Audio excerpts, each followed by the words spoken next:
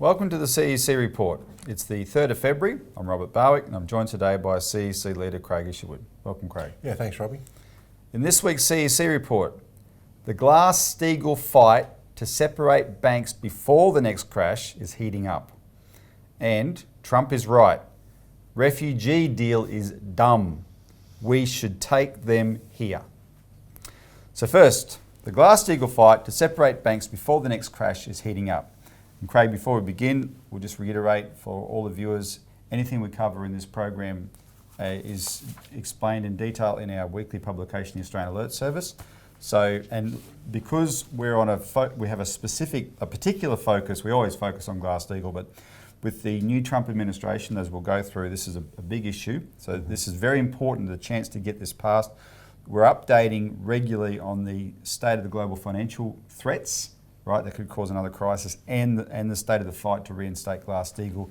So anything we cover there, you want to know more, call in and make sure you read the details in our weekly publication. You can order a free copy if you call in on the toll-free number that's on the screen, and we'll display it more later.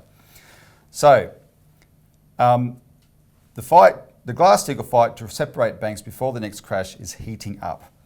We've got a bunch of warning signs, Craig, that are adding up to the near likelihood of another crash far worse than the last one. I'll just go through some examples. In the United Kingdom, banking experts are warning that 8 years after the last crash and 5 years after they passed legislation to supposedly fix the banks are still not safe enough, right? And I'll put a graphic on the screen. They did a stress test in December of Britain's biggest banks, and one of them, Royal Bank of Scotland, which the government is the majority owner failed that stress test. But then banking experts said, hang on, that stress test is based on the book value of the banks, not the market value of the banks, which at the moment is half the book value of the banks. If you run it based on the market value, only one bank passed the stress test. They all failed the stress test, and you can see that graphic on your screen. Now, London's banking problems relate to Europe's banking problems, which the epicenter, which is Italy and Italian banks. But the European banking problem in general is a derivatives problem, right? They're all infected with these derivatives gambling instruments. They're all traded in London. That's why it's a London problem. It's also a Wall Street problem because Wall Street's banks have a $2 trillion exposure to the European banks, which is a massive issue. Wall Street banks have their own derivatives crisis, which is huge. And you've got the case where all the biggest banks, which there's the big six banks, can have most of the derivatives. There's hundreds of trillions of dollars in derivatives on their books. Look at these ratios of the derivatives to their assets. So the Bank of America's derivatives are 16 times their assets. JP Morgan's are 20 times their assets.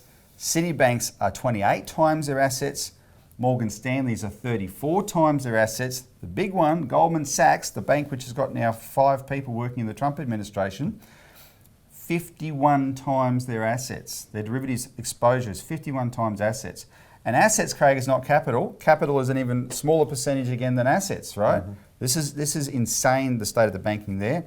And then to bring it home, in Australia, we've long said, our banks are also derivatives addicted. The biggest vulnerability for our banks is the property market, though, which is a bubble, and you can't put it any other way. It's a bubble, and all bubbles burst, and when it bursts, the banks are going to crash with it.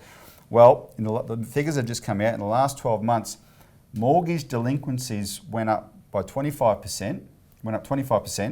Now, that's people falling behind their mortgage payments.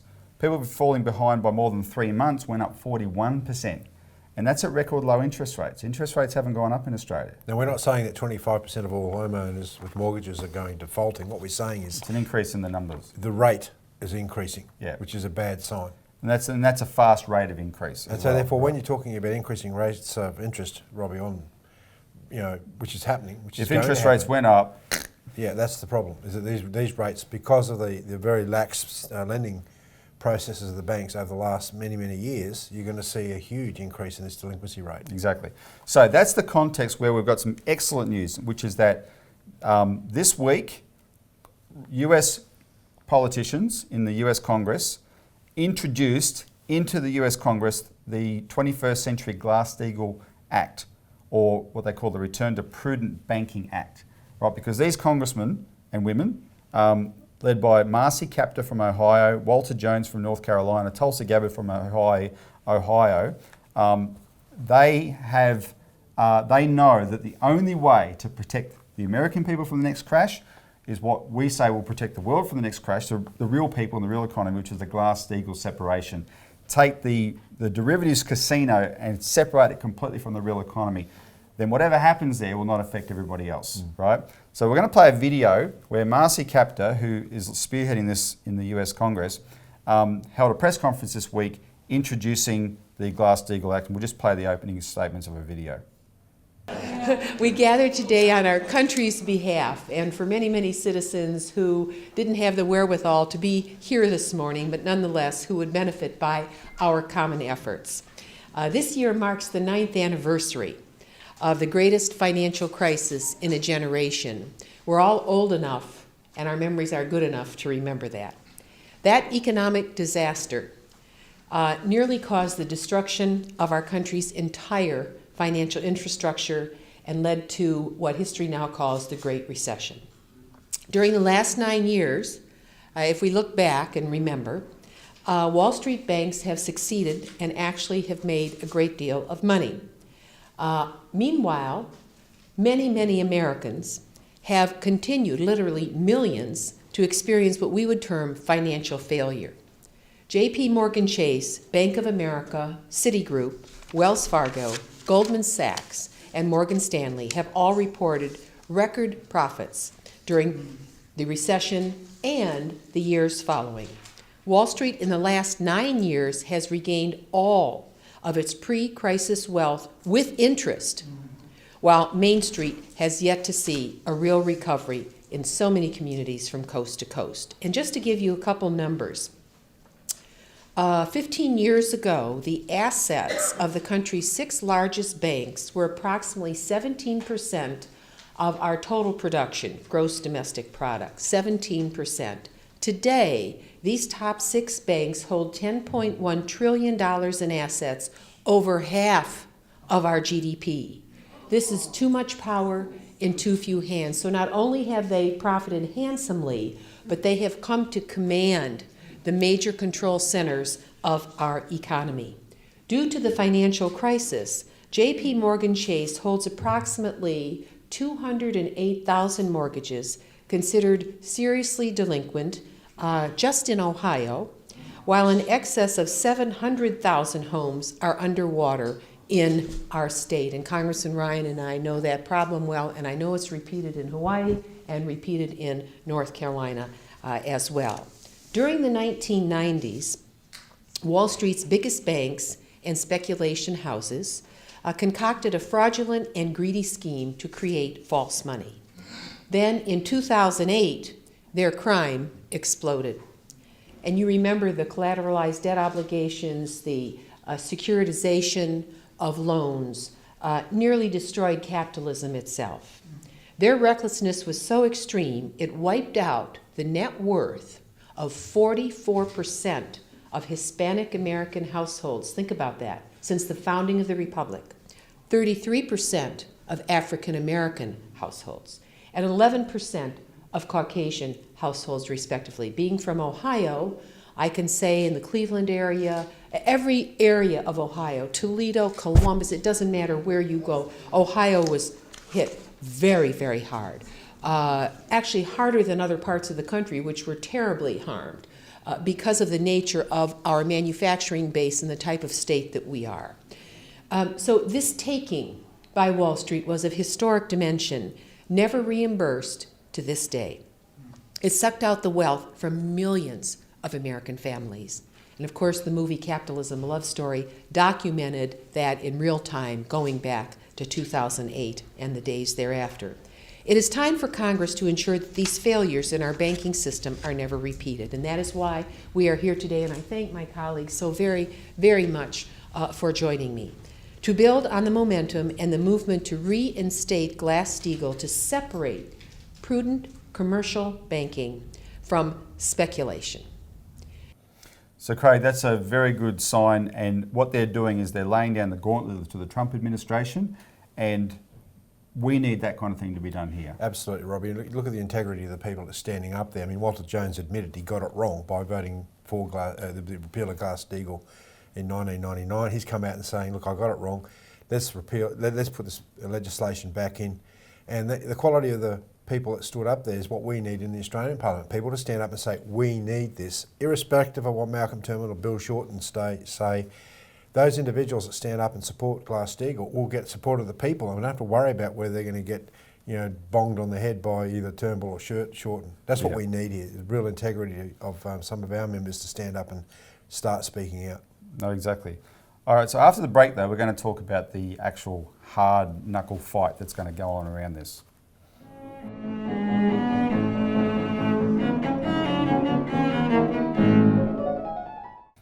Welcome back to the CEC Report, where we're discussing the Glass-Steagall fight to separate banks before the next crash is heating up. And Craig, before the break, we just played the video of the US Congress people that have introduced new Glass-Steagall legislation into the US Congress now as it's not a challenge to Trump. They said to Trump, you've promised this, here's the legislation, right? And these are the same people that introduced it repeatedly through all the Obama years, and Obama blocked it. So the question is, what's Trump going to do? Well, last week on this program, you and Elisa discussed how Trump's nominee for Treasury Secretary, Steve Mnuchin, who is one of these former Goldman Sachs guys in his White House, was carpeted by Maria Cantwell, another congresswoman who supports Glass-Steagall, over Glass-Steagall. And Mnuchin said that he didn't support a return to Glass-Steagall as is. He said, I think we should have a 21st century version of it. Right? So we don't know yet what that means. Now, the congressman, the Democrats in the Congress actually boycotted this guy's hearings and the vote on it not because of that per se, but because he is involved in a bank called One West in California that mass foreclosed on a lot of people after the crash. And this was part of there was hundreds of thousands, millions of Americans foreclosed on unjustly in America after the crash. The banks got bailed out. The people who were the victims lost their homes. So there's a sense of the fox being in charge of the hen house, right? No, exactly, and they're very mad at it. So these Democrats went after him on that, which is good, except there's a vulnerability here because they didn't go after him on something more important. His partner in this bank is George Soros. And the reason the Democrats didn't go after him on that is they're all beholden in one way or another to this guy, George Soros, who's a billionaire mega speculator, but one of the most sinister characters in the world, who uses his money to destroy nations either economically through currency raids or politically through colour revolutions, right? And he's British backed, he's backed by the City of London, and he's an imperial agent for London, and he's part of their war against Russia. Now, Soros hates Trump, so it's really curious that Trump's made this appointment. Just to give you a flavour of Soros, I want to play a video, a clip from 1998 when Soros was interviewed on American 60 Minutes. And you're going to see the kind of person he is because he's asked there's two parts to this. There's two clips here. They'll put them together. He's asked about the fact that he had just done these currency raids in Asia that caused the Asian crisis, right? And he expresses his amoral philosophy. And you'll see him express that. But then he's asked about this curiosity where, as a 14-year-old in World War II in Hungary, he's Jewish, but to sort of save him from the Holocaust, his father gave him a false identity and put him with another guy. And this protector of his would take George Soros around, 14-year-old George Soros, as he confiscated the homes of Jews who were then shipped off to the camps, right? And he's asked a reasonable question: do you feel bad about that? And look, you don't hold a 14-year-old to account. You don't hold an adult to account for what they did as a 14-year-old. But look at his attitude to it. It's the same philosophy. So we'll just play this video quite quickly. The Prime Minister of Malaysia said that the region spent 40 years trying to build up its economy, and along comes a moron like Soros with a lot of money, and it's all over. He called you a criminal. It's easier for him to blame an outside force than to admit that they were mismanaging their economy and their currency. The French finance minister talked about hanging speculators from lampposts. Soros says the Asian currencies would have collapsed even if he hadn't been in the market. They were overvalued. He says people tend to follow his lead because he's been so successful. I think that I've been blamed for everything. I am basically there to make money. I cannot and do not look at the social consequences of what I do. I mean, that sounds like an experience that would send lots of people to the psychiatric couch for many, many years. Was it difficult? Not at all. Not at all. Maybe as a child you don't see the connection, but it created no problem at all. No feeling of guilt. No. For example, that I'm Jewish, and here I am watching these people go. I could just as easily be there. I should be there. None of that. Well, of course, I could be on the other side, or I could be the one from whom the thing is being taken away. But there was no sense that I shouldn't be there, because that was, well, actually, funny way, it's just like in markets, that if I weren't there, of course I wasn't doing it, but somebody else would be taking it away anyhow. So Craig, that guy has, I mean, he is a real operator. He owned Obama, he owned Hillary Clinton, and you know, that's one of the reasons we're relieved that Trump won, frankly, because he's not there, but his guy's there. So this is a real issue. This guy, the fact that Mnuchin is a business partner of his is a real issue that we have to put a lot of light on. But it means that this is not going to be an easy fight to get Glass-Steagall in place. So one of our associates, our magazine, the Alert Service, is associated with the Executive Intelligence Review magazine in the United States. In fact, we're the Australian Bureau for it.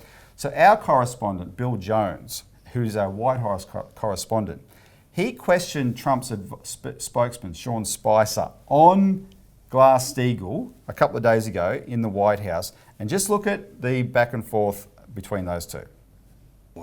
Yeah. On Glass-Steagall, the president during his campaign said that he supported a reestablishing of Glass-Steagall legislation, which would separate the investment banks from the commercial banks.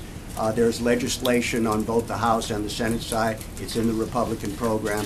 Mr. Mnuchin, when he was queried on the Hill by Senator Cantwell, who's the author of one of the bills, was a little bit more ambiguous on this issue.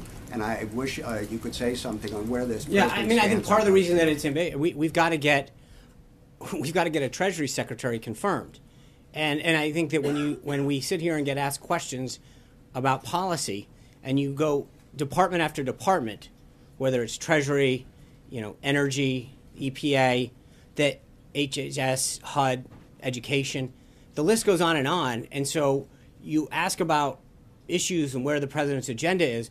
Well, the reason that the president nominated these highly qualified people was to implement his agenda.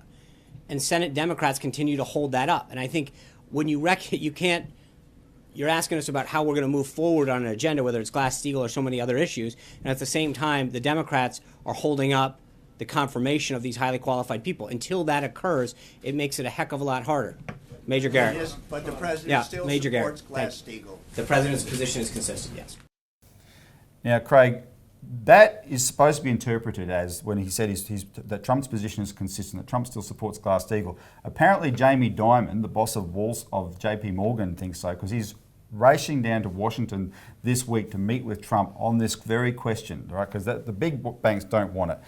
So anyway, what's your comment on all this? There's all sorts of complicated ways that aren't working.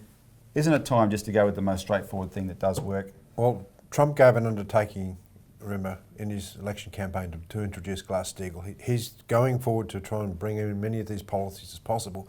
The White House is in a bit of a mess at the moment. It's going through a whole sort of reorganisation. This policy very much can come to the fore very quickly. He knows what the people want. You have these very important members of the Congress that will continue to lobby Trump. So this is a political battle royale between Wall Street on one hand and Trump representing the people on the other. So I don't know which way it's going to go, Robbie, but all I know is that there has to be more and more pressure put on Trump to really stand up for what he said he was going to. All right, let's take a break.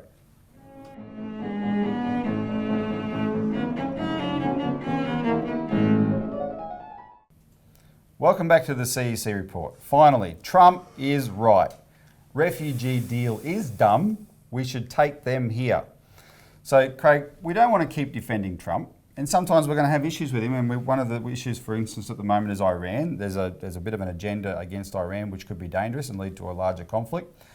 But that aside, if Trump's enemies insist on pretending that he is the cause of the world's problems, when he's only just arrived, then we're going to keep defending him. So, okay, case in point is this deal over the refugees.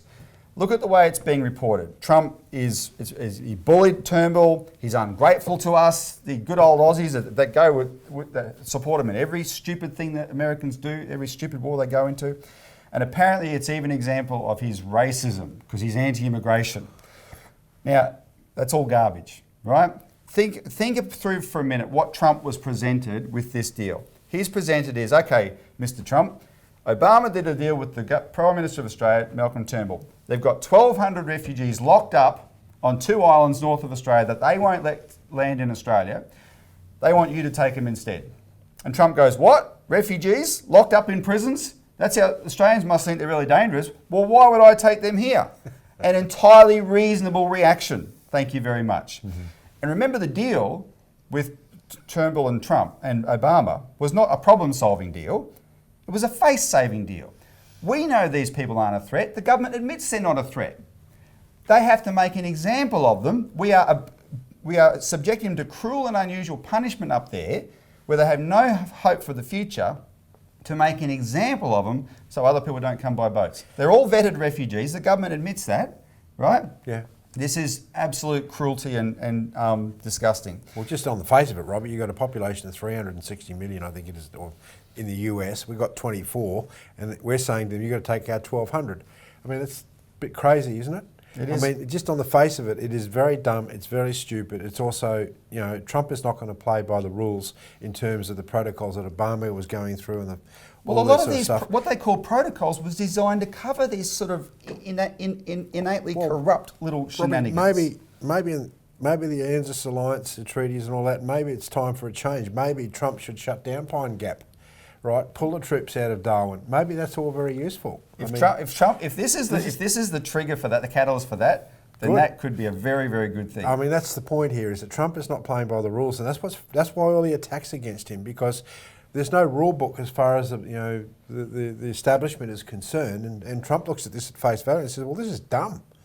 I mean, why on earth would Obama agree to such a deal? I mean, you know, he knows why, of course, but on the face of it, the issue is that, look, we've got a very small population. You know, everything in our country is geared towards free trade, and everything is geared towards, you know, the bankers in this country. If we had a nationalistic program of large-scale infrastructure development projects, we would be short of people to implement them. Yep. We could take these refugees in, we could, you know, ask them or demand that they, or, you know, populate, take them to areas where we've got these projects. Say, look, we'll look after you, you commit to this program for 5 years or whatever. We can put them into minimum employment, educate their kids, so they're actually grateful towards what we help them to re-establish here in Australia, instead of actually creating future enemies of Australia because we treat them so badly. All right, so let's not let the media reaction to Trump paper over the fact that our policy is much worse than anything he's carrying on with. But that's it. Just to reiterate, call in for a copy of the Australian Alert Service for the details of what we cover. But thanks for tuning in, and tune in next week for more of the CEC Report.